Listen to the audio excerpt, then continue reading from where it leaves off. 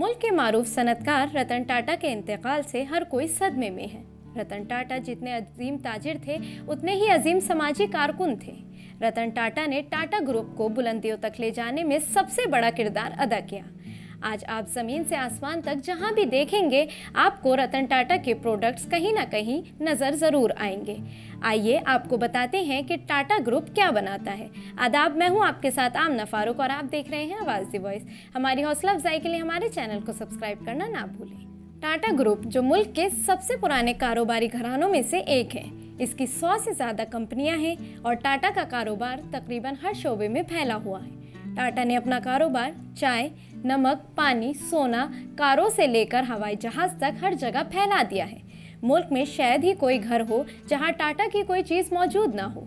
Tata group की कंपनियां सार्फिन और खुर्दा शोबे में चाय, नमक से लेकर जेवरात तक सब कुछ फरोख्त करती हैं।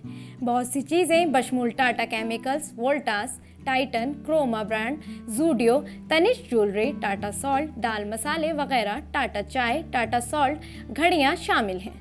मुल्क की सबसे बड़ी कंपनी टाटा ग्रुप की टाटा कंसल्टेंसी सर्विसेज न सिर्फ हिंदुस्तान बल्कि दुनिया के कई दूसरे ममालिक में मौजूद हैं। इसके अलावा डिज़ाइन और टेक्नोलॉजी की खिदमत फराहम करने वाले दुनिया के सरकर्दा इदारों में शामिल है। टाटा ग्रुप 1903 में ताज होटल के क़याम के बाद से सफ़रे मेहमान नवाजी और सियाहत के शोबे में सरगर्म है।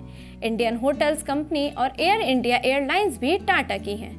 टाटा ऑटोमोटर सेक्टर में बहुत मशहूर है। टाटा मोटर न सिर्फ हिंदुस्तान बल्कि पूरी दुनिया में मशहूर है।